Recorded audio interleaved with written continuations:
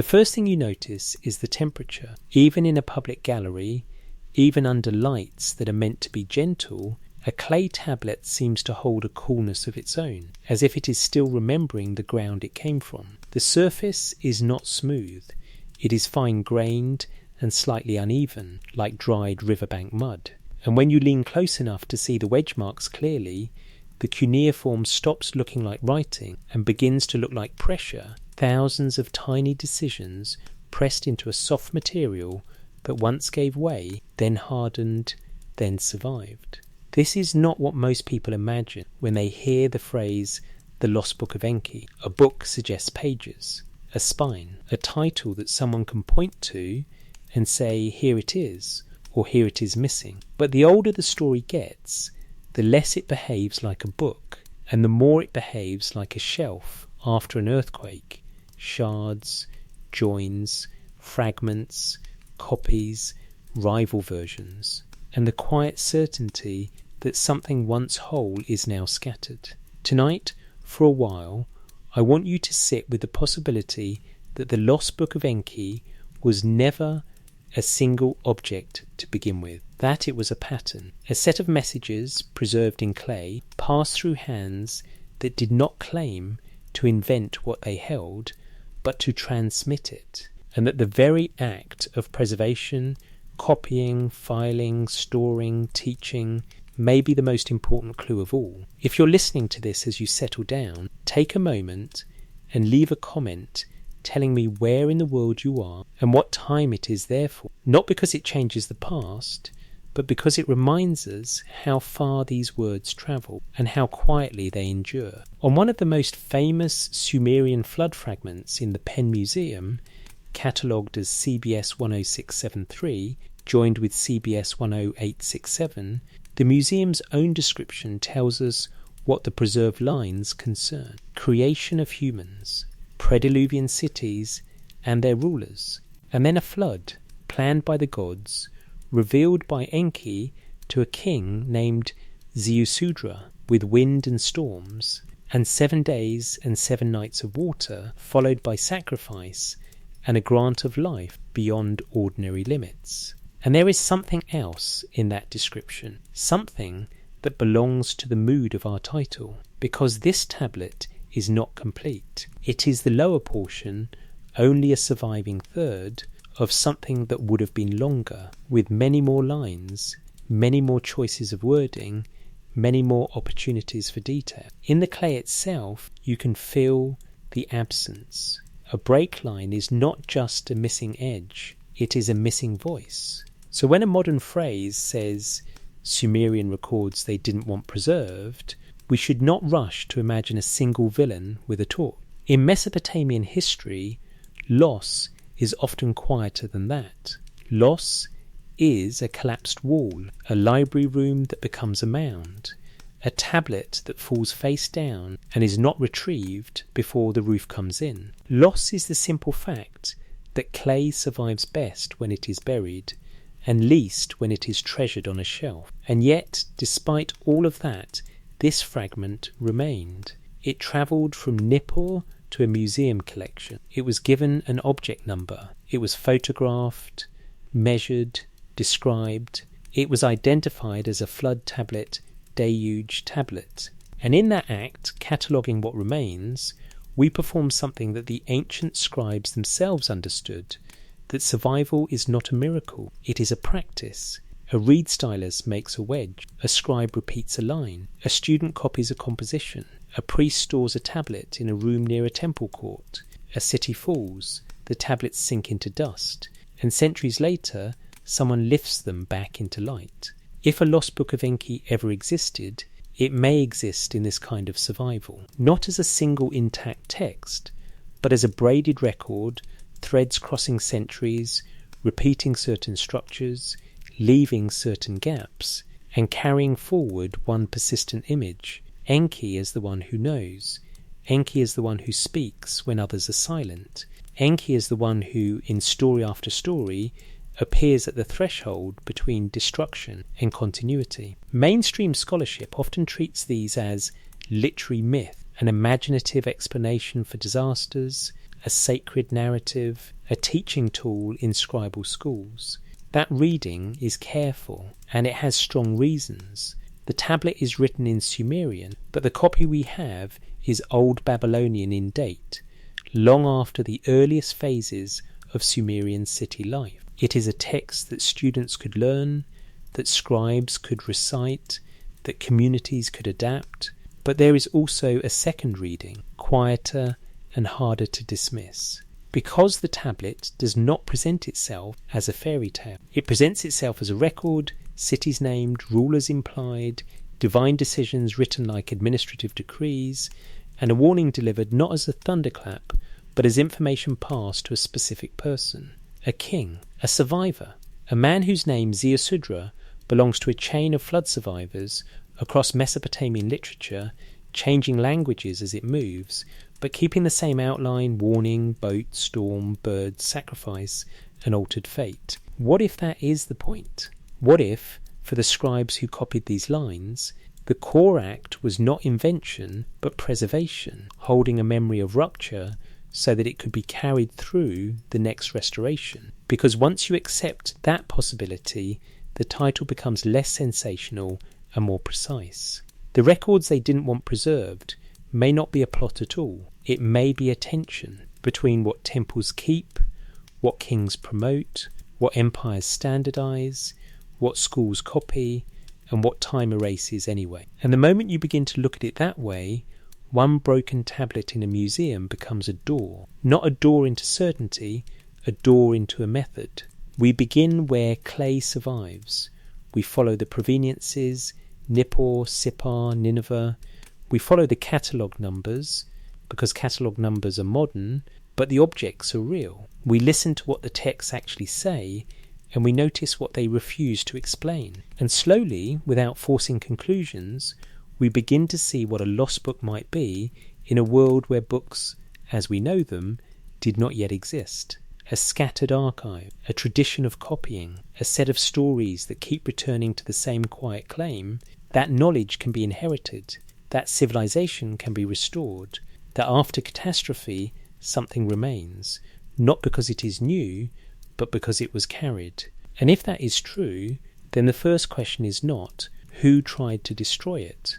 The first question is simpler and in some ways more unsettling. Who decided to copy it? Because somewhere in the long chain between the flood and the museum case, someone looked at these words and chose to press them again into wet clay, knowing that the clay would harden, and knowing perhaps that one day the rest might break away. And still they wrote. This raises the question of where such writing lived before it broke, what kind of rooms held it, what kind of city kept it, and why one place in particular keeps returning like a refrain whenever we speak of preserved Sumerian memory. Nippur. Nippur's deep shelves. How a city stores memory. Nippur does not charm the imagination the way Ur or Babylon does. Ur is a name people recognize. Babylon has a shadow that reaches into later traditions. But Nippur, in many popular tellings, becomes merely a dot, a place where tablets were found. In reality, that is already enough to matter, because in Mesopotamia, a provenience is not a footnote. It is a clue about institutions, about who wrote, who stored, who taught, who archived, and who believed that words pressed into clay were worth keeping close to a temple wall. When we say that the flood tablet CBS 10673 comes from Nippur, we are saying that it comes from a city that was, for long periods, a religious and scribal centre, closely associated with the great temple complex of Enlil. It is the kind of place where kings sought legitimacy, where priests managed ritual, and where scribes preserved tradition. And that creates an immediate tension that fits our title. Enki, in many texts, is not Enlil. Enki is the lord of the Abzu, the deep waters, the keeper of craft and wisdom. Enlil is the great mountain, the authority whose decisions feel like the axis of order. If a text that features Enki as the one who reveals a divine plan is being copied at Nippur, in the orbit of Enlil's cultic landscape, then preservation is already complicated. Not forbidden, complicated. Mainstream interpretation would say this is normal. Mesopotamian religion is not a single doctrine. Scribes copied many compositions. Cities carried multiple cults and myths. The fact that an Enki-centered narrative exists in an Enlil-associated city does not imply conflict. It implies the breadth of a learned tradition. That is true as far as it goes. But if we look more closely at what Nippur represents, we see why a lost book would not be one book at all. It would be a library practice. The CDLI record for the flood tablet witness, P265876, tells us something quietly important. It identifies the museum number as CBS 10673 plus CBS 10867, and it anchors the provenience as Nippur. It also links to early publication history, including Arno Pobil's work from 1914. What that means, in practical terms, is that the object belongs to a modern chain of scholarship, and that chain begins with excavation and collection. The tablet was not found as a neat item on a shelf. It was recovered from a site that had become layered with time, and this is where we must slow down, because preservation in Mesopotamia often happens through destruction. Clay tablets survive best when they are accidentally baked, when a building burns, when a wall collapses, when an archive is sealed. A tablet left in a damp environment can soften and degrade, but a tablet fired by heat becomes ceramic. It becomes stubborn. It resists decay. So an archive can be saved by disaster, and a lost book can be preserved by the very forces that unmake a city. If the title suggests that someone did not want these records preserved, the deeper reality may be that no one could fully control preservation at all. People controlled copying. They controlled which texts students learned. They controlled what was stored in temple rooms. But the earth controlled what survived. In Nippur, the earth kept many things: administrative tablets, lexical lists, literary compositions, school exercises, hymns, myths, king lists, flood stories, instructions, prayers, and each category of text tells a different story about what knowledge meant. Administrative tablets are immediate: grain, labour, deliveries. They show the city as a machine. Literary tablets are slower. They show the city as memory. A flood text is not a receipt. It is a boundary marker between eras. It is the kind of narrative that can justify why kingship changes hands, why the world must be reordered, why the present is always a restoration of something older. In a city like Nippur, that kind of story has a function. It provides a frame for authority. It offers a reason for ritual. It teaches scribes that words can outlast walls. But there is also something else. Because when you read the Penn Museum's description of CBS 1673, it says the text deals with Prediluvian cities and their rulers, and then moves into the flood. Prediluvian cities and rulers. Before the flood, cities exist. Before the flood, kingship exists. Before the flood, there is already an order worth recording. This is one of the most persistent patterns across Mesopotamian tradition, the idea that civilization does not begin once, cleanly, in one moment of invention. It begins, is interrupted, and begins again. To a modern ear, this can sound like mythic embellishment.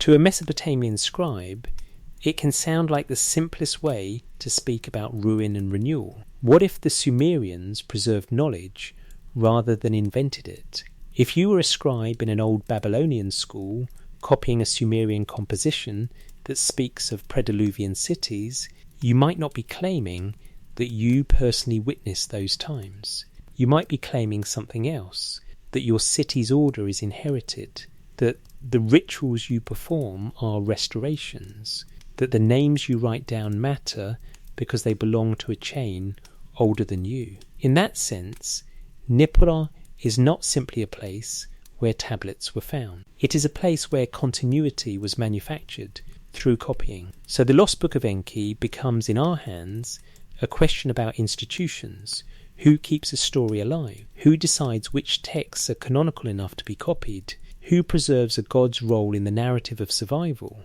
Because in the flood tablet's description, Enki is not the destroyer, Enki is the informant.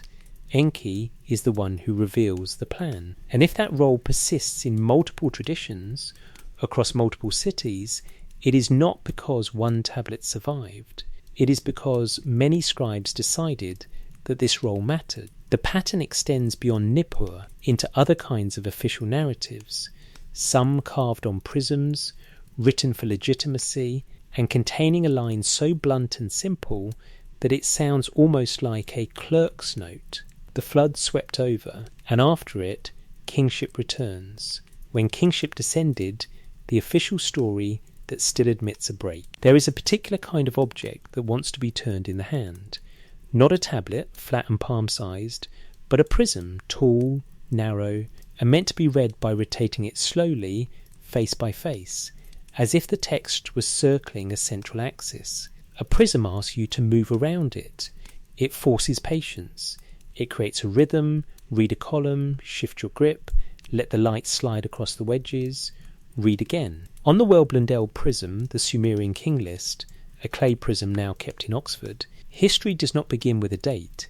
It begins with a descent. Kingship, it tells us, did not originate as a human invention. It descended from heaven. The list gives cities, rulers, and reign lengths that stretch beyond ordinary measures. And then, at a certain point, the narrative breaks with a sentence that feels almost too brief for what it implies. The flood swept over, not a poem, not a lament, a line like a door closing. And then another sentence, another descent, another restoration. After the flood had swept over and kingship had descended from heaven, the pace is calm, but the idea is enormous. A world is washed clean. Authority returns. The story continues as if interruption is part of the design. Mainstream interpretation treats the king list as a work of political theology, an ideological text, stitched together from memory, legend, and historical tradition, used by later rulers to legitimize themselves as heirs to a single chain of dominion. It is not history in the modern sense, it is a structure of meaning. The list organizes the past so that the present can seem inevitable. That reading is solid. It matches what we know about Mesopotamian kingship, how rulers framed themselves as chosen, sanctioned, placed into office by divine decision. The list's later sections move toward more realistic reign lengths, and the whole composition has the feel of a tradition that folds myth and record together without apology. But there is a detail that deserves to be held quietly without rushing past it. If the king list were merely a convenient story to elevate one dynasty over another, it did not need to include a flood at all. A flood is not politically convenient. A flood creates uncertainty. A flood suggests collapse, archives lost, cities erased, kings drowned, temples unserved, boundaries blurred, order interrupted. In ideological terms, it is a confession that even kingship can be swept away, and yet the line remains. The text preserves the rupture as if the rupture itself is part of the legitimacy. It is here that our core thesis can be held up to the light. What if the Sumerians preserved knowledge rather than invented it? In the king list, kingship does not begin once, it returns. Civilization is not a single upward climb. It is a rebuilding, a restoration, a reinstallation of something older that has been interrupted. That is not proof of any literal global catastrophe. It is not proof of a single historical flood in the way modern argument demands proof. But it is a very clear indication of how Mesopotamian scribes wanted the world to be understood, as a place where destruction has already happened, where continuity is fragile, and where the central work of culture is to re-establish order after a break. The flood tablet from Nippur, the one that speaks of Enki warning Ziusudra, belongs to the same mental architecture. It too assumes that cities existed before a great rupture, and that someone carried forward what mattered. So here, at the level of official tradition, we find something that resembles what people want when they say a lost book, a sense that there is an older layer beneath the layer we can see, a conviction that the present is not original but inherited. Now there is an easy temptation at this point to imagine censors and erasures, to imagine a deliberate campaign to remove the wrong version of events. But in Mesopotamia, the mechanism is often subtler than removal. It is selection. A scribe in a school chooses which compositions are copied again this year. A temple administrator decides what belongs in an archive room near the sanctuary. A royal scholar assembles a library that reflects an empire's identity. A later king prizes one god's perspective over another. None of this requires a bonfire. It only requires time and the simple reality that clay tablets are copied by hand. So when the title says Sumerian records they didn't want preserved, we can translate it into something more precise and more historically grounded. Which records were copied and which were not? Which narratives were privileged by later centres of power? Which gods were allowed to remain central and which were reframed? Because in the king list, kingship descends from heaven, a phrase that can be read as sacred metaphor, or as a claim of cosmic legitimacy, or as an inherited formula repeated because it is ancient. But either way, it positions authority as something received, not created. And once you accept that premise, you begin to recognise it elsewhere, especially in the traditions that revolve around Enki. Enki is not primarily a warrior in these narratives. He is not the one who conquers. He is the one who knows the patterns beneath the surface. He is the one associated with the Abzu, the deep fresh waters below the earth. And even that image carries a philosophy that the source of life and of wisdom is beneath what you see. If the Lost Book of Enki exists as a theme, it may be this, that beneath the public story of kingship, beneath the official list of reigns, there is a quieter story about who holds the knowledge that makes restoration possible. And when you begin to look for that story, you find that it is not told on a single tablet. It is distributed. It appears in compositions that read like hymns, inventories and decrees, texts that describe order itself, as if order were a thing that can be assigned, measured, allocated, and kept. That leads us naturally to a different kind of evidence, less overtly historical, but in some ways more revealing. A Sumerian composition in which Enki speaks of decisions and functions and the placement of powers, where the world is organised as if it were an archive, and where, for a moment, the language almost sounds like a confession. I brought the arts and crafts and placed them, not invented them, carried them. Enki's inventory of the world, order as a form of remembering. Imagine a place where writing is not primarily used to tell stories. Imagine a place where writing is used to keep things from drifting apart. In Mesopotamia, that is not imagination for long. It is what the tablets show again and again: lists of grain, lists of workers, lists of offerings, lists of names, lists of stars. An instinct to name, to register, to fix in clay what would otherwise pass through the mouth and disappear into air. Now imagine that instinct lifted into the realm of myth and theology, where the world itself is treated as something that can be administered. That is the atmosphere of the composition known as Enki and the World Order. It survives not as one neat original, but as a composite tradition assembled from multiple manuscripts, multiple copies, from scribal contexts, preserved in fragments, stitched into a scholarly whole. Even the survival pattern feels like the message. The text itself is an ordered reconstruction. In this composition, Enki is praised as Lord of the Abzu, and the text presents him as one who establishes decisions, who regulates time, who assigns functions, who brings prosperity into place, not by brute force, but by distributing roles and duties across the world. Mainstream scholarship reads this as mythic literature that encodes a social reality. The Sumerian world understood itself as a network of cities, professions, rituals and divine jurisdictions.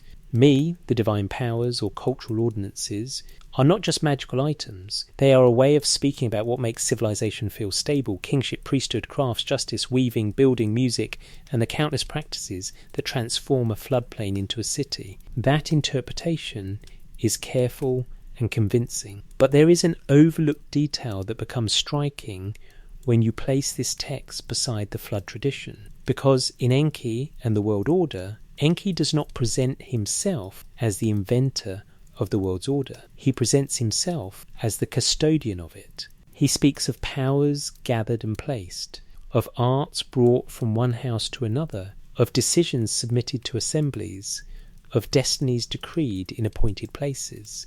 The language repeatedly implies transfer, management, stewardship, and that is exactly what preserving knowledge looks like. If we allow ourselves a speculative reading, clearly labelled as speculation, not certainty, the composition begins to resemble the outline of a lost book in the title's sense.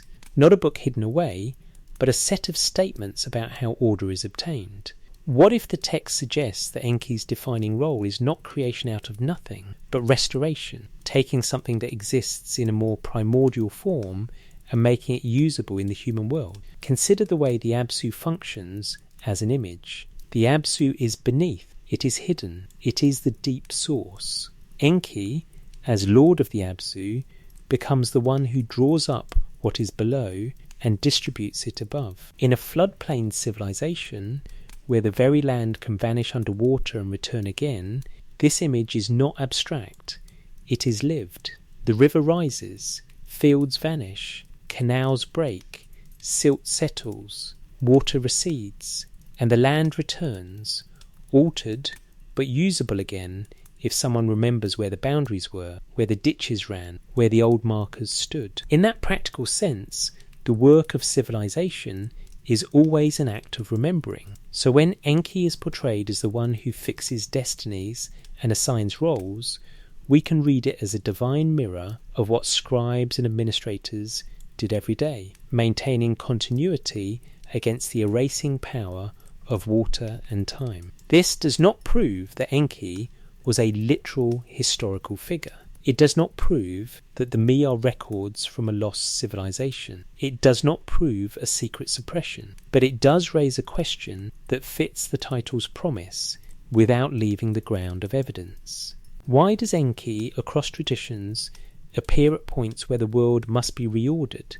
Why does his authority feel like knowledge, like something held and transmitted, rather than like simple force?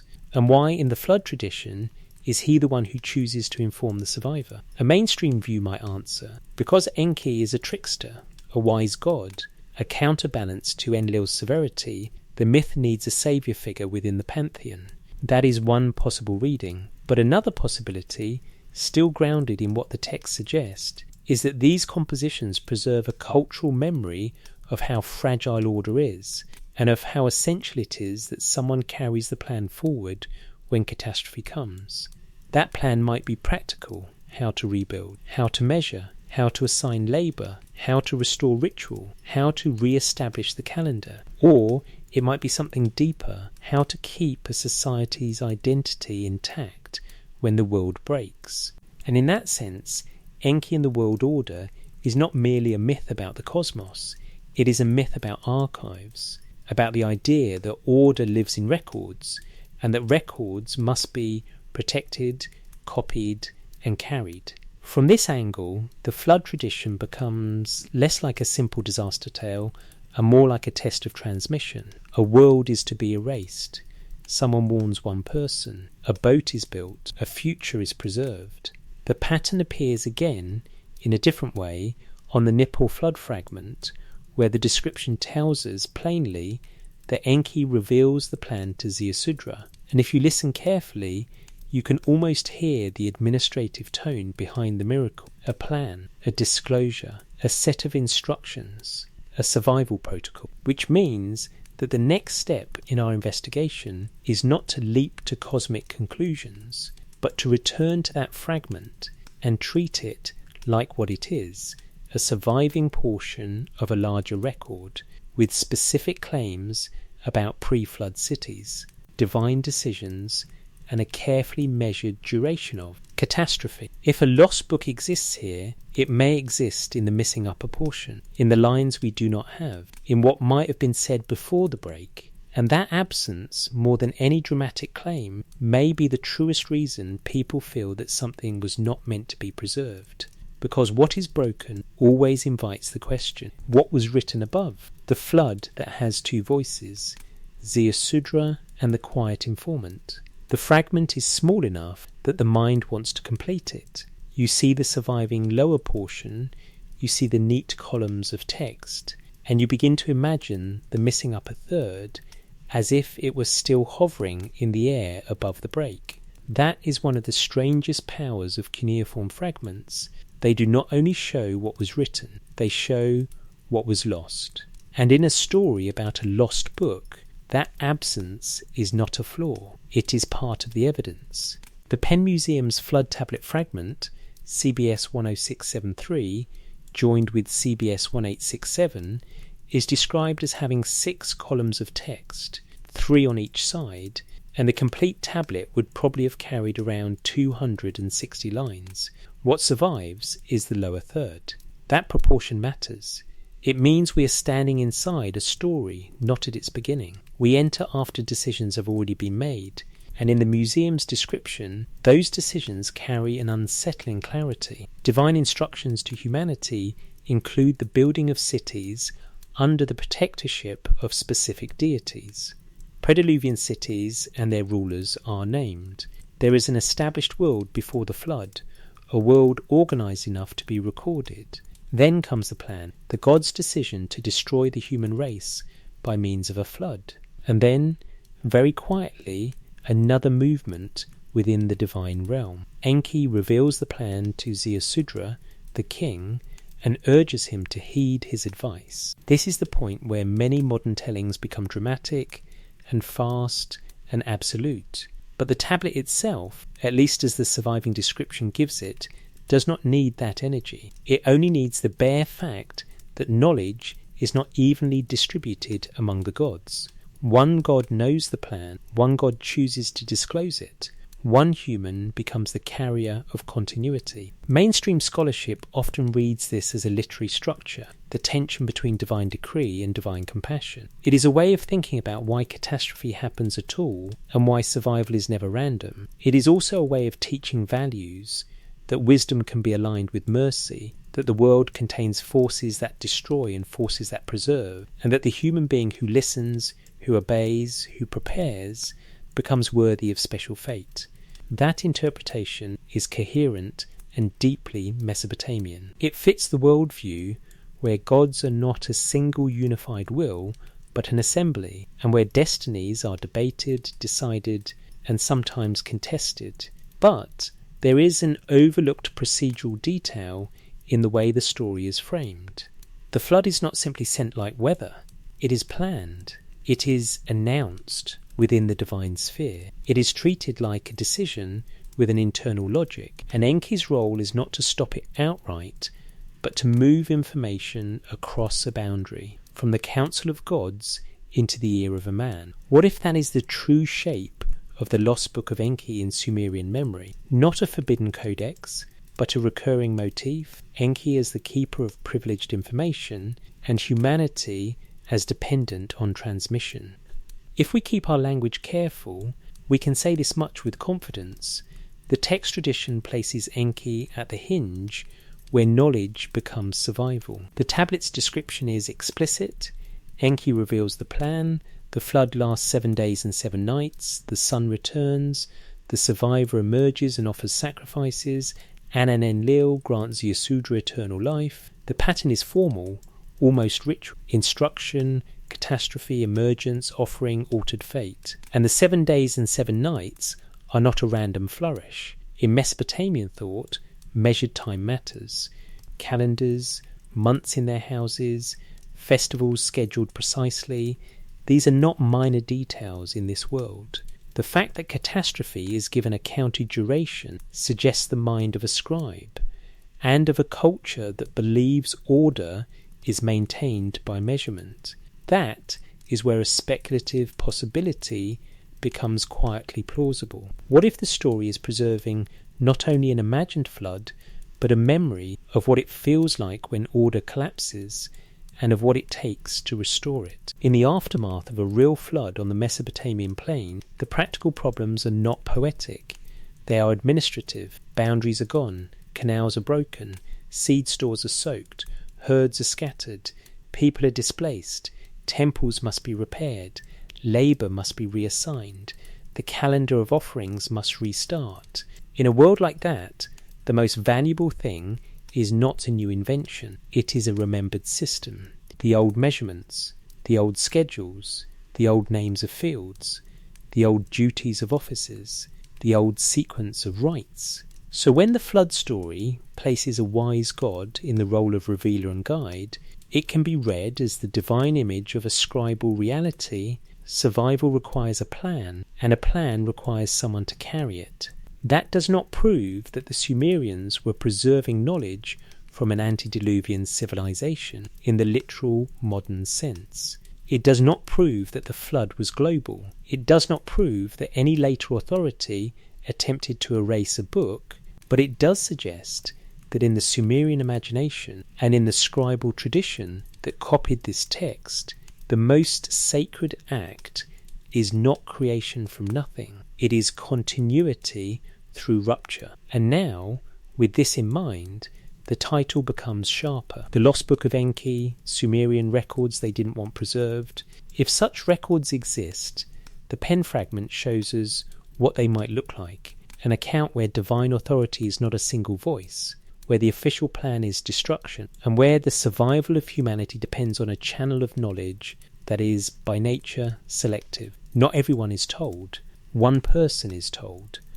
And that creates a shadow, because once you have a story like this, you can't help but ask, what else was told, and to whom, in other cities, in other archives, in other languages? The pattern does not remain confined to Nippur.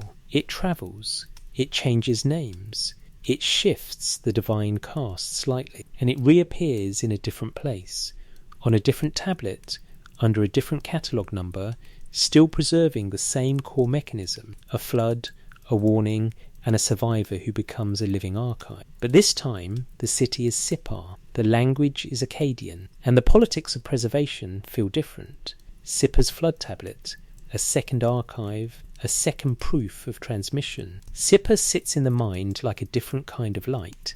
Nippur is often imagined as interior, temple-bound, a place of tradition and authority. Sippar, by contrast, is associated in many texts with the sun god, with law, with clear seeing, with the idea that justice is a kind of illumination. Even if that mental picture is shaped by later associations, the point remains, Sippar is not Nippur. And that is what makes the British Museum's Old Babylonian flood tablet from Sippar so important, because it tells us that the flood story is not a single local tradition trapped in one city's archive. It exists as a broader Mesopotamian inheritance, copied and preserved across regions and centuries, with variations that show adaptation rather than invention. The British Museum tablet BM 78941 is described in plain institutional language as the Babylonian story of the flood. It is a clay tablet, incomplete, damaged, missing its upper quarter, with a production date in the 17th century BC range. It comes from Sippar. This is not the Gilgamesh flood story yet, not the famous later library tablet that caused a sensation in the 19th century. This is an old Babylonian witness to a flood tradition closely associated with the Atrahasis epic. Mainstream scholarship tends to read Atrahasis as a sophisticated narrative about human purpose and divine human tension, humans created to relieve the gods of labour, humans multiplying and making noise, the gods attempting population control, a final decision to wipe humanity out by flood, and a survivor who is guided by a god, often Ea, the Akkadian counterpart of Sumerian Enki. The details differ, the theological emphasis differs, the language differs, but the underlying mechanism remains: a decision within the divine assembly, a disclosure by the wise god, a human instructed to build, a catastrophe measured in days, a world that resumes afterward, constrained by new rules. This is where the evidence begins to behave like a net rather than a single thread. We can cross-reference the Nippur-Sumerian flood tradition and the Sippar-Akkadian tradition without forcing them into one identical story. We do not need to flatten differences to claim continuity. The continuity is already present in the repeated structural elements, and that is precisely how ancient textual transmission works.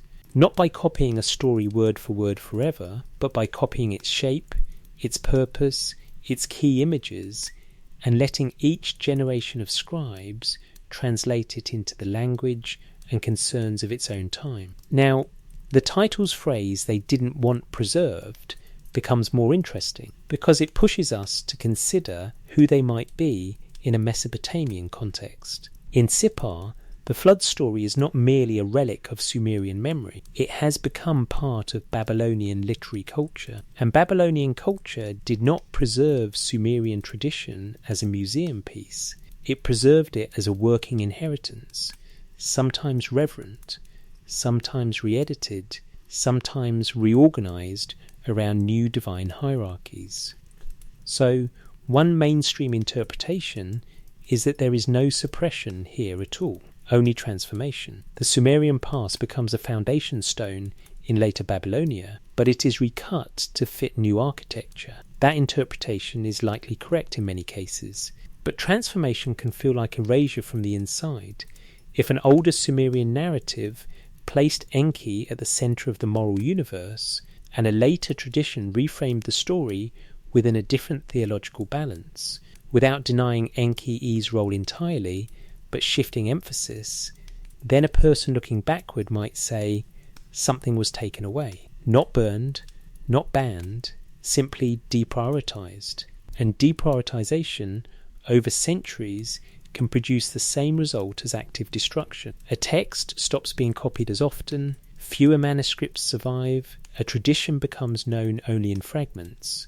What remains is enough to suggest what was there, but not enough to reconstruct it fully. In this sense, the Lost Book is not a single missing artifact. It is the difference between what was once copied widely and what is now known only by broken pieces. BM 78941 sits inside that reality. It is an old Babylonian tablet from Sippar, damaged, incomplete, yet preserved well enough to be identified and catalogued as part of the flood tradition. It is a second archive voice from a second city carrying a cognate story, and it prepares us for the third voice, the most famous one, not because it is more true, but because its preservation was shaped by an empire with a different relationship to the past, an empire that collected, that standardized, that built libraries not merely for temples, but for kings. If a lost book can be recovered, it is often recovered there, in royal libraries, where texts from many times were gathered, recopied, and organised into something closer to a canon. And the place where that happened most famously is Nineveh, in a library associated with an Assyrian king, a library whose tablets, when rediscovered, changed the modern world's understanding of Mesopotamian literature, a library where the flood story appears again, this time in the Epic of Gilgamesh, on a tablet that is both famous and, in its own way, just as fragmentary as the rest. And once we enter Nineveh, we enter the question of preservation as a political act, not because someone is hiding a secret, but because empires preserve what they need. Nineveh's library, the flood rewritten for an empire. Nineveh is not a place you stumble into by accident. Even in ruin, even reduced to named mounds, Kuyunjik, Nebi Yunus, it carries the feeling of a capital. In the 7th century before the Common Era, the Assyrian court gathered knowledge the way it gathered tribute, systematically, widely, and with a sense that the world could be made legible by collecting it.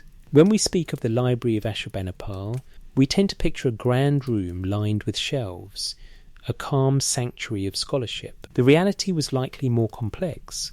Storerooms, workrooms, tablets stacked, catalogued, moved, copied, repaired, borrowed. A place where scribes did not merely preserve old texts, but actively shape them into authoritative versions. This matters because the flood story that many modern listeners recognise, the one associated with the Epic of Gilgamesh, comes to us through that world. On the British Museum tablet K3375, the object is identified as the 11th tablet of the Epic of Gilgamesh, containing the story of the flood. It is Neo-Assyrian in date, produced in the 7th century BC, and it speaks in Akkadian. It is a later witness to an older tradition, preserved because a royal institution believed that the past belonged in its keeping. Mainstream scholarship treats the standard Babylonian Gilgamesh epic as a masterwork of Mesopotamian literature shaped over time, assembled from older Sumerian stories about Gilgamesh and reworked into a philosophical narrative about mortality. In that arc, the flood story enters as a kind of mirror, Gilgamesh seeking the secret of life, meeting the flood survivor, hearing how one human once escaped death, and realizing that immortality is not a technique to be learned, but a boundary to be accepted. That is the accepted literary reading, and it has depth. But if we listen to the flood portion as an archivist would, rather than as a poet, we hear something else. We hear the persistence of a transmission mechanism. The gods decide to send a flood. One god, Ea, the Akkadian counterpart of Enki, relays the plan to the man who will survive. The man is instructed to build a boat. The flood lasts a measured number of days. The waters recede. Birds are released. A sacrifice follows. A destiny changes. These are the same bones we have already seen in the earlier traditions, even though the flesh has changed. That is what cross-generational preservation looks like. Not perfect copying, but recognisable structure. So what changes when the story passes through Nineveh? The first change is context. In Nippur and Sippar, the flood story sits close to older cosmological framing, Prediluvian cities, divine assemblies, and the logic of gods managing humanity. In Nineveh, the story becomes a narrated memory delivered inside another epic. It is embedded. It functions as testimony. The second change is audience. In scribal schools, flood stories teach language, tradition, and cultural memory. In a rural library, they become part of a state's intellectual possession. They are stored not only for education, but for authority, because an empire that collects the past also claims to stand above it. The third change is tone. The Nippur fragment, even through modern description, feels like a compressed record. Instructions, events, durations, outcomes. The Gilgamesh flood story, in its fully preserved form elsewhere, is richer in narrative detail and reflective emphasis. It is built to be heard as literature, and yet the core hinge remains. The hinge is knowledge. Without Ea's disclosure, there is no survival. This is where the title's promise can be fulfilled without leaving the ground of careful interpretation. If a Lost Book of Enki exists as a felt reality, it may be because Enki's role is so consistent across traditions that it begins to look like an underlying message the cultures could not let go of. Not that Enki is a secret villain or secret saviour in a simplistic sense, but that the texts repeatedly place him in the position of the keeper of instructions, of the one who knows the plan beneath the plan. Now, a mainstream scholar might argue that this is simply the nature of the god. Enki/E is the god of wisdom and the deep. Of course he knows. Of course he acts as mediator. Of course he undermines harsh decrees when necessary. It is a mythic trope, and that may be true. But it still leaves us with a question about preservation. Why did this trope survive so well? Why did scribes in different centuries, in different cities, in different languages, choose to carry forward this specific distribution of divine roles? One possibility is that it served as a cultural balancing mechanism. If divine authority can destroy, divine wisdom can preserve. The world remains morally intelligible. Another possibility, more speculative, but still anchored to the evidence of repeated structure, is that this pattern preserved a memory of how survival actually worked in Mesopotamia. Not survival from cosmic floods necessarily, survival from any collapse. In war, archives are looted or burned.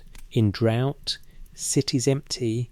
In flood, boundaries vanish. In dynastic change, cults are recentered. In all of these, continuity depends on people who carry knowledge, scribes who remember how to write, priests who remember the calendar, builders who remember how to lay foundations, administrators who remember how to distribute rations.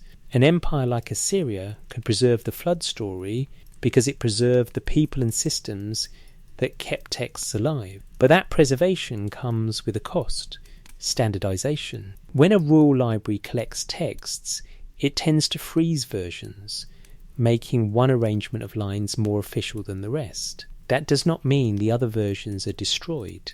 It means they become less visible. And this is the quiet mechanism by which a lost book can be created. Not by burning, by canon making, by choosing which version is copied most, by letting other versions remain in fewer manuscripts, more fragile, more likely to vanish. So, if we imagine a Sumerian or Old Babylonian flood narrative that once contained details now missing, details perhaps about Prediluvian kingship, or about the specific instructions given, or about the role of particular cities, those details might not be suppressed in the dramatic sense.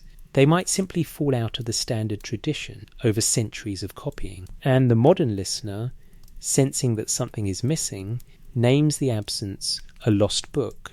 It is not a foolish intuition, it is a historically reasonable one, because Mesopotamian literature is full of lacunae, broken spaces where we know a line existed, but we do not know what it said. And once you accept that, you begin to understand why the most honest way to look for a lost text is not to chase a single artifact. It is to study how texts survive at all. Which brings us to a lesson that seems unrelated at first glance, but is actually the heart of the matter. A different composition, one that is not about flood and not centered on Enki, shows us how ancient books truly exist in this world, not as single volumes, but as constellations of copies scattered across collections, each one carrying part of the voice. The underworld has footnotes, how texts survive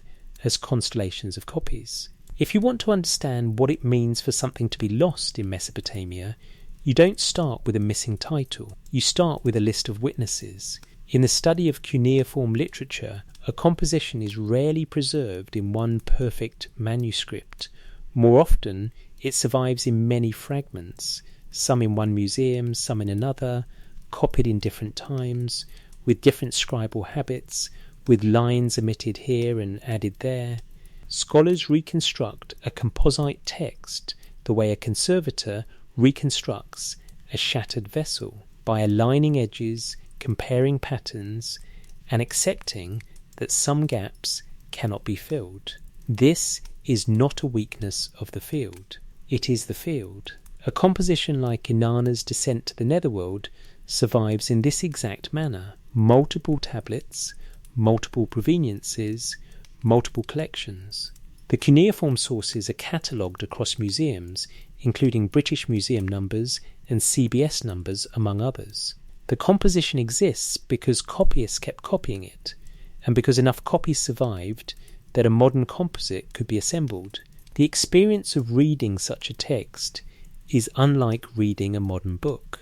You are always aware of the seams. You sense where the tradition is strong, where many copies overlap, and where it is fragile, where only one witness holds a line, and if that witness is broken, the line is gone. Now imagine applying this reality to the phrase, the Lost Book of Enki. If Enki had a book in the modern sense, it would have had to survive through a chain of copying. If it did not survive, it would not vanish like a modern lost paperback. It would fragment. Pieces would remain. Some lines would reappear embedded in other compositions. Certain motifs would persist because they were copied into school texts, hymns, myths, or ritual instructions.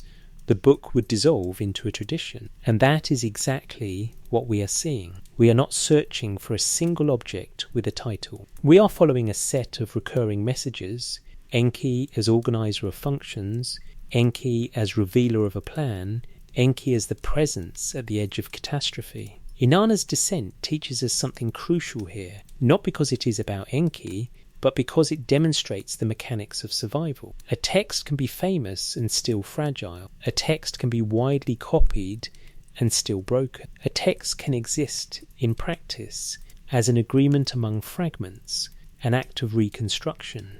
So when people say they didn't want it preserved, we can translate it again into a more accurate, less sensational question. What kinds of texts were copied widely and what kinds were copied narrowly? Which compositions were taught in schools and which remained confined to specific temple contexts? Which narratives were compatible with later political theology and which became awkward?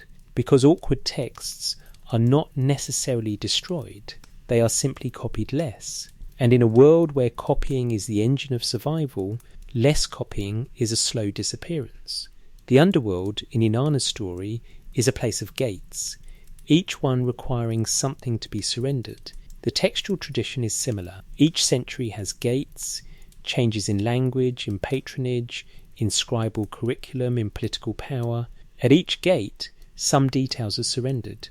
The composition continues, but altered. The title remains, but the voice shifts. And now, having understood how a lost book truly looks in the Mesopotamian record, we can return to a quieter kind of preservation, one that operates not in temples or raw libraries, but in schools. Because if you want a tradition to survive, you do not only store it, you teach it. And the most powerful preservation device in ancient Mesopotamia was not the palace archive, it was the student's tablet. School tablets and quiet continuities, the ethics of remembered civilization. A school tablet is, in its own way, more intimate than a royal monument. A monument speaks outward, toward the public, toward the gods, toward the future. A school tablet speaks inward, toward the hands that shaped it. It is practice made visible, a student copying signs, a teacher correcting, a curriculum choosing which texts a young scribe should absorb until they became instinct. In the old Babylonian period, Sumerian had already become, in many contexts, a learned language, preserved, taught, copied and revered, even as Akkadian was spoken widely in daily life. This bilingual world produced a remarkable phenomenon. Sumerian literature continued to live, not as a dead relic, but as a disciplined inheritance. And among the texts that circulated in this educational environment is the Instructions of Shuruppak. It is not a flood story, not a myth of gods, not a list of kings. It is a voice of advice, an elder instructing a younger with practical warnings about behaviour, speech, work, and the unpredictable nature of fate.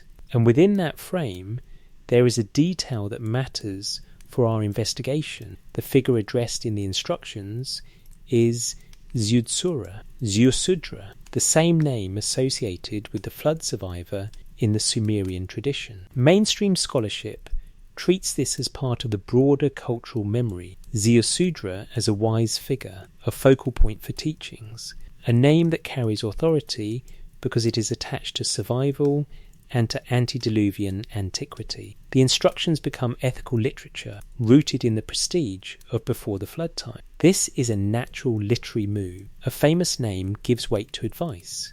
But if we hold it beside our core thesis, preservation rather than invention, we see something else. A school text ties ethics to survival. It treats wisdom not as novelty, but as inheritance. It repeatedly frames the words as precious, because they are old. The instructions of an old man are precious, you should comply with them. And it speaks again and again with the calm insistence that life is fragile, that fate can shift, that arrogance rebounds, that violence returns to the hand that throws it. Even without repeating lines, we can feel the tone. The world is not fully controllable. The best a person can do is align themselves with a pattern of right behaviour, because the river of life can change course, and the bank can be wet, and the foot can slip. In this sense, a school tablet is an archive of a society's self-preservation, not the preservation of buildings, but the preservation of conduct, the preservation of what makes a city livable after disaster. And that is where the Lost Book theme deepens, because the most important knowledge a civilization preserves is not always technical, it is social. How to cooperate, how to speak, how to restrain appetite, how to build trust, how to avoid the spiral of quarrels that can tear a community apart. If we allow a speculative reading, we can ask, what if Mesopotamian flood traditions were not only about water, but about collapse? What if the flood became a symbol for any overwhelming force that makes society dissolve? War, famine, migration, political upheaval. In that case, Ziusudra's name in a wisdom text is not incidental. It is a reminder. Survival is not just building a boat.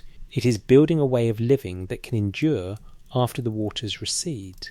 And Enki, in this broader frame, becomes not only the revealer of a flood plan, but the archetype of transmitted wisdom, the one who carries the me, the ordinances of civilization, and distributes them. The school tradition preserves what the temple tradition sanctifies and what the royal tradition collects, and because it is copied by students year after year, it can outlast dynasties. Now we approach a final contrast, one that helps us understand why some records feel unwanted, not because they are secret, but because their survival challenges the idea that civilization is born fully formed.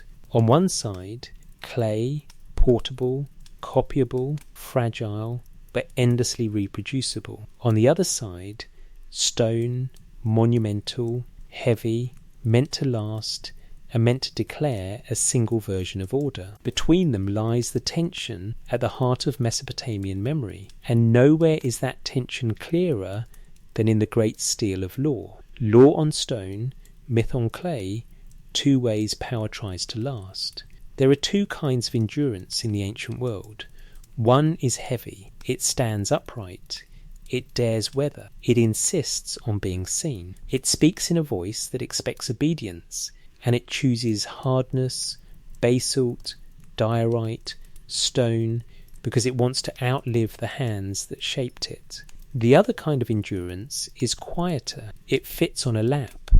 It can be stacked in a room, carried across a courtyard, borrowed by a student, recopied by a tired scribe late in the day. It survives not by resisting damage, but by accepting it, because it can be made again. Stone is authority, clay is tradition. And when you place them beside one another, you begin to see why certain records might feel as if they were not meant to be preserved, because each medium preserves a different kind of truth. A monumental law stele declares, in a single object, a single version of order. A clay tablet tradition preserves many versions of memory, and it does not always agree with the official story. In the Louvre, the Code of Hammurabi stands as one of the most famous monuments of the ancient Near East, a tall stele inscribed in cuneiform, topped by a carved scene in which the king receives legitimacy from a divine figure. Even if you never read a line of the laws themselves,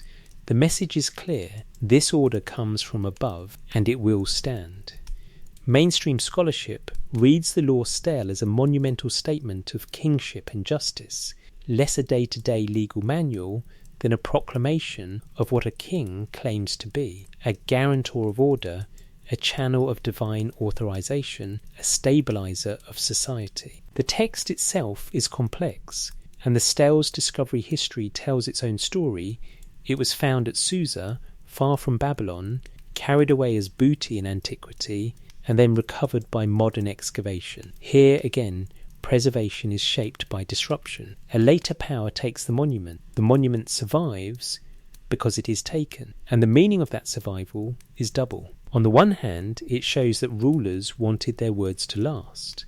On the other hand, it shows that later rulers could relocate those words, repurpose them, and make them part of a different story. If the flood traditions and Enki compositions represent a world where knowledge is inherited, the Lore Stelli represents a world where knowledge is declared. It is not whispered from the Abzu, it is carved, public, fixed. And yet even here, the record is not as stable as it pretends, because the Stell's presence in Susa is already proof that permanence can be interrupted, stone can be moved, authority can be stolen, the eternal voice can be carried into exile. Now consider what this does to our investigation. A title like The Lost Book of Enki suggests suppressed texts, records that threaten the official narrative. But in Mesopotamia, the official narrative is not always fought by erasing the alternative. Sometimes it is fought by competing with it.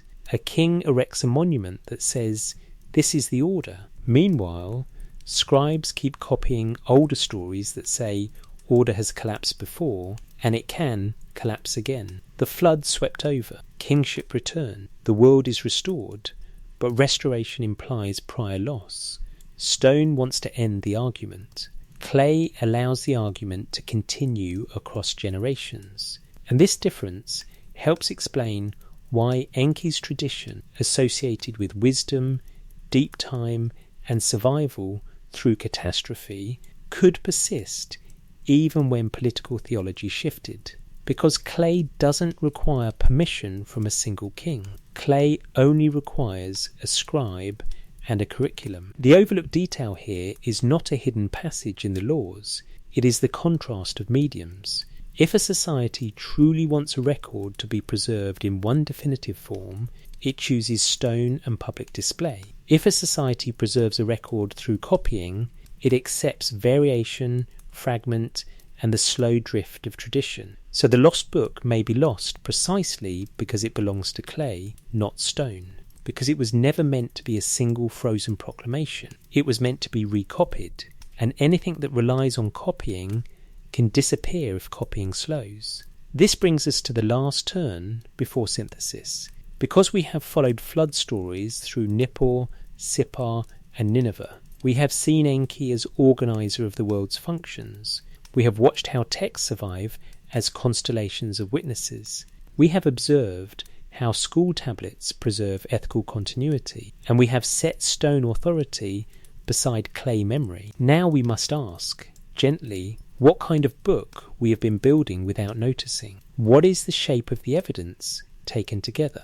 And what interpretations are responsible, and what interpretations are possible without turning possibility into certainty? 3 readings of the Lost Book, myth, encoded wisdom, or archive memory. If you lay these materials out in your mind like objects on a table, you begin to see a pattern, not a single text, a repeated structure, a hinge that keeps reappearing. A world is organized, a rupture comes, a wise figure preserves continuity through instruction, a new order follows. In the Sumerian king list tradition, the rupture is marked with a stark line about the flood, followed by the return of kingship.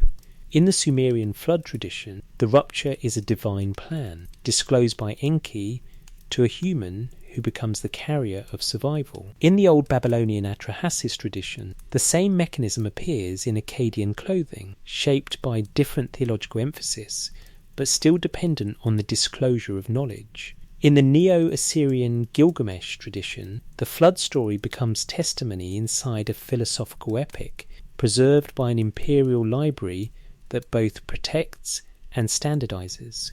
In Enki and the World Order, the emphasis shifts from catastrophe to structure. Enki is portrayed as the custodian of functions, the one who organizes the world as if civilization were a set of assignable roles.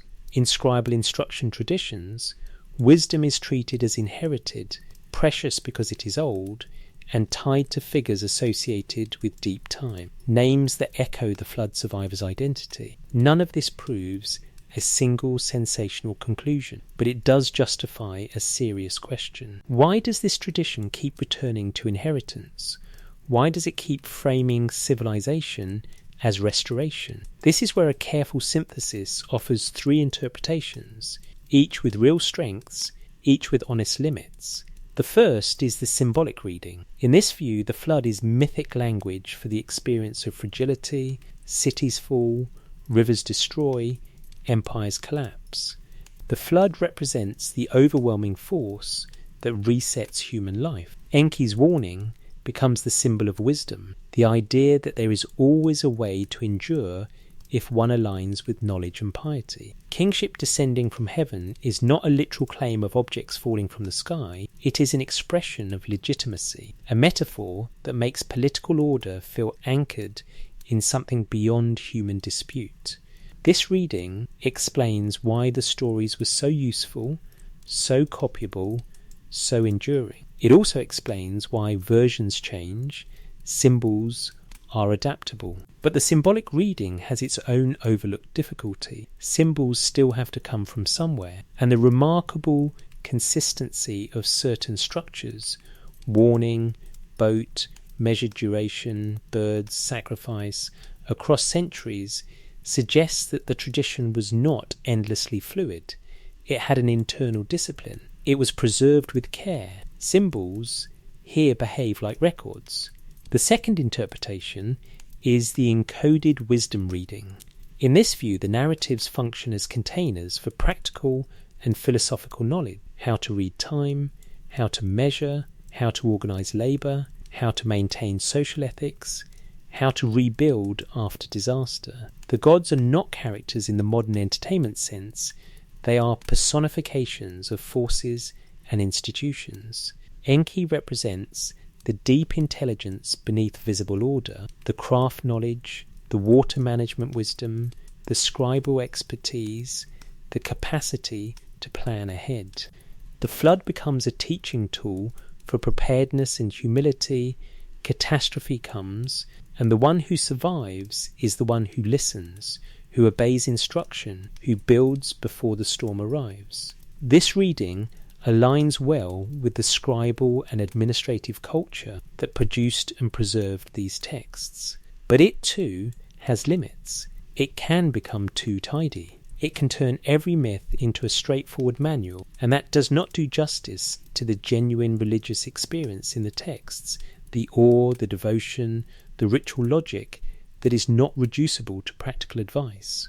The third interpretation is the archive memory reading. In this view, the texts preserve cultural memory of real ruptures, perhaps multiple, perhaps layered, filtered through the worldview of ancient Mesopotamia. The flood might not be a single global event, but it could preserve memory of extreme floods, regional disasters, or the repeated reality of inundation on the river plain. The king list division between before and after could reflect a deep sense that the world has already been reset once, that dynasties are not continuous, and that legitimacy depends on reconnecting to a chain that has been broken. In this reading, the Lost Book of Enki becomes the imagined source behind the surviving fragments, a body of tradition that once existed more fully and now survives in partial form. This interpretation honours the way ancient scribes framed their own world, as inheritance, as restoration,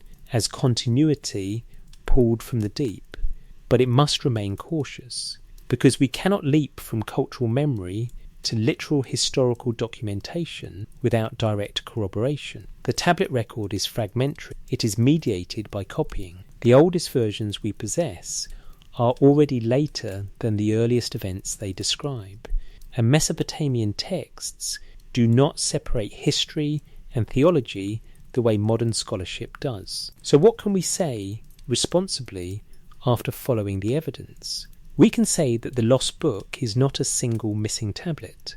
We can say that the tradition around Enki is deeply concerned with transmission, of decisions, of destinies, of instructions, of functions, of survivable order.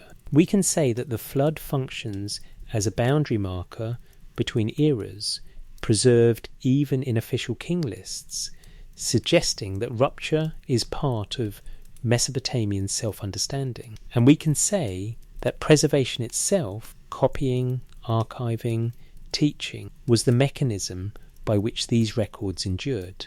Now the title's final tension remains: records they didn't want preserved, If we avoid melodrama, we can translate that into the most historically plausible framing. Records that were not always aligned with the needs of later authority, stories that preserved divine disagreement, traditions that admitted collapse, narratives that implied that the present world was not the first world. And that, in turn, leads to the last question of implication. If the Sumerians repeatedly framed civilization as restoration, and if Enki's role repeatedly centers on transmission of knowledge, then what does that imply about how we should understand the origins of complex society, at least as the Sumerians themselves wanted to remember it, a quiet shelf that still holds the question? Return, in your mind, to the first tablet, not the grand prism of kings, not the basalt stele of law, not the royal library tablet from an Assyrian capital, but the broken clay fragment, cool to the eye, rough to the imagination, carrying only the lower portion of a much longer composition. A tablet that survived because it fell into earth, a tablet that endured because it was buried, a tablet that speaks of cities before the flood, and of a plan, and of a disclosure, and of a measured storm. In the museum case, its missing top is not dramatic, it is simply absent. And that absence is perhaps the most honest ending for a story like this, because the deeper you go into Mesopotamian tradition, the more you realise that certainty is not the gift these texts offer. The gift they offer is continuity, a sense that words can carry a world, a sense that what is most valuable is what can be transmitted through disaster, through dynastic change, through the slow drift of languages, through the moving of monuments, through the breaking of tablets. If you came to this story expecting a single lost book, a single forbidden volume with a clear outline, you may feel the ground soften under that expectation, but something else may take its place, a quieter thought, that the book was never a bound object, it was a tradition of copying. And if that is true, then the question becomes less about hidden conspiracies and more about human choices.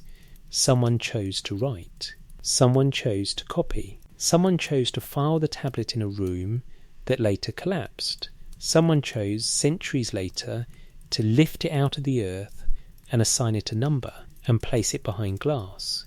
And across all those choices, one pattern endured: the idea that knowledge is carried, not invented, that civilization is restored, not born in a single moment, that order can be lost, and that it can return. If Enki remains ambiguous, and he should, then let his ambiguity remain the right kind.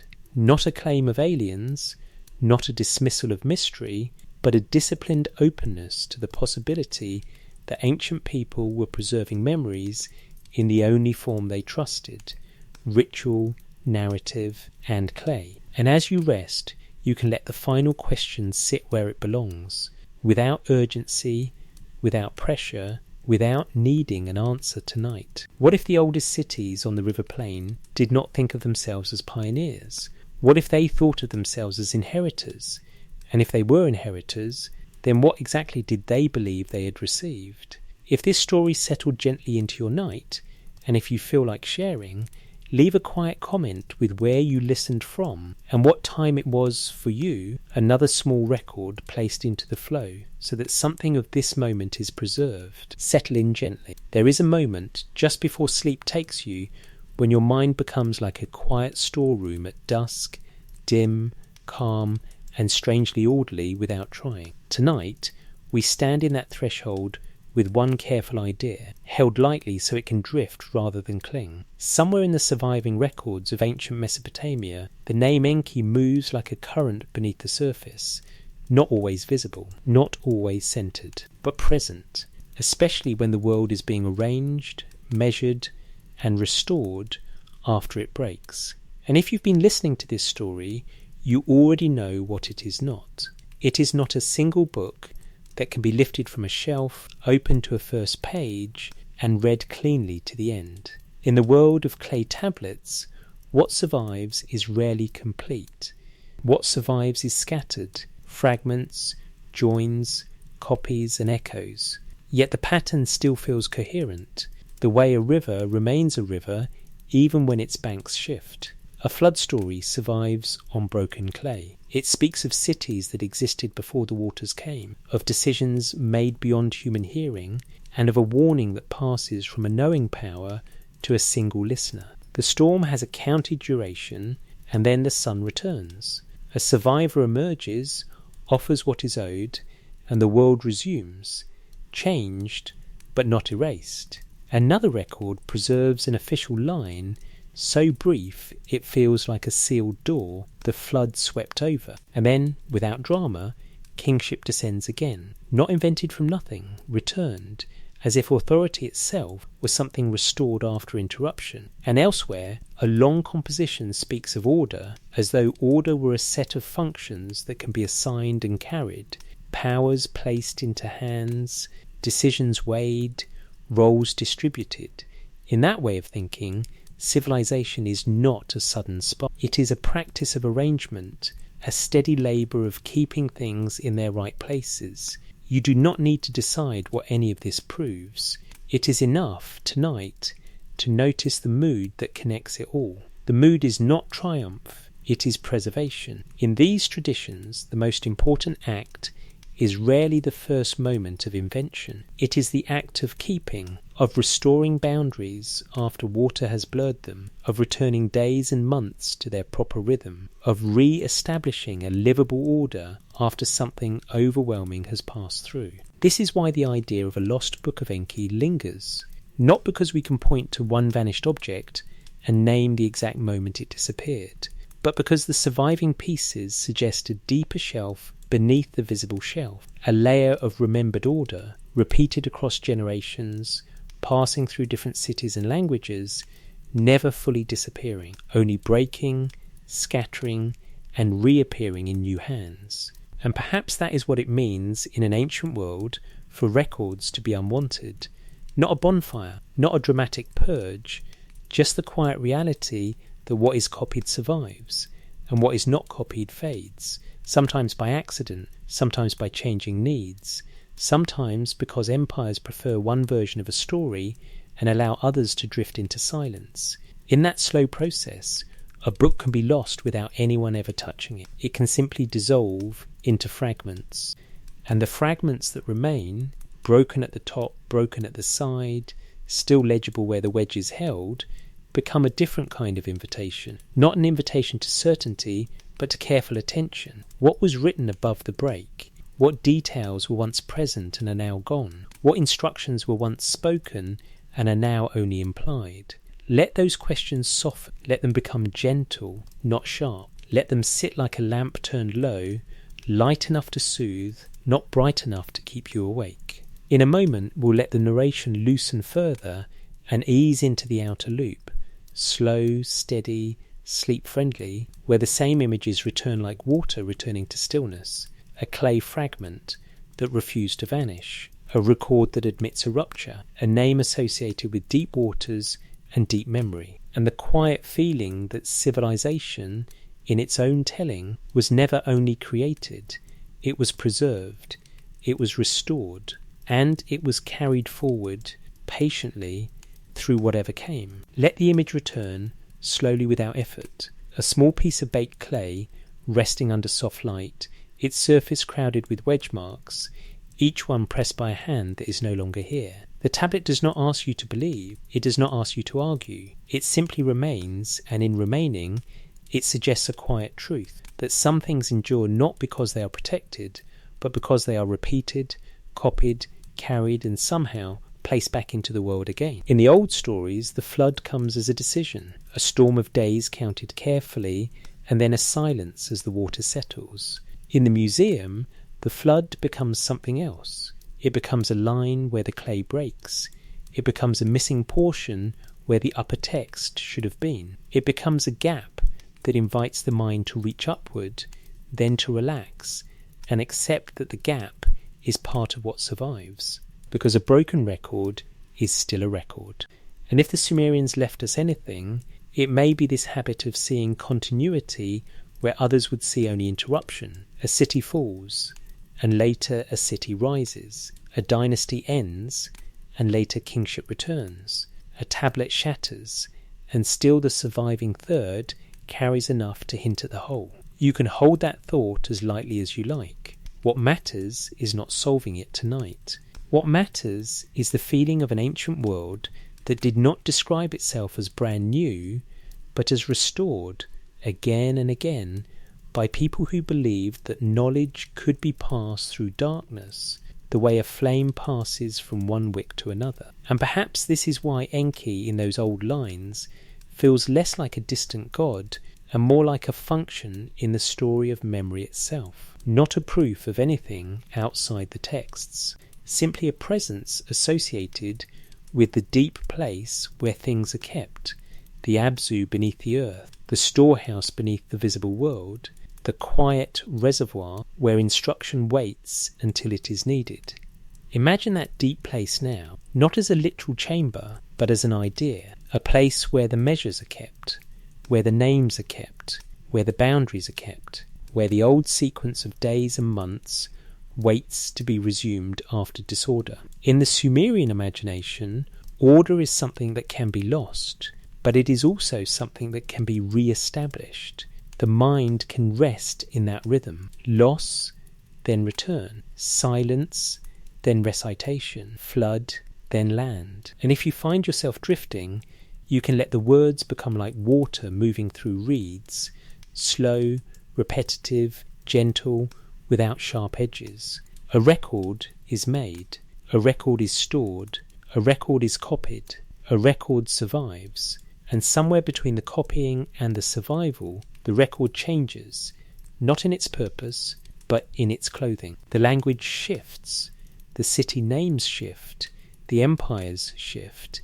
Yet the outline remains, like a riverbed that still guides the flow even after the flood has altered its banks. So the lost book becomes less like a missing object and more like a trail through Nippur's buried shelves, through Sippa's sunlit memory of lore and story, through Nineveh's collected library of empire, through the classroom where a young scribe learns that the words of an old man are precious, through the monument where a king carves order into stone, through the quiet fact that even stone can be carried away, and even clay can endure by being hidden. And if they didn't want it preserved ever meant anything in that world, it may have meant something very simple, that no one ever fully controls what lasts.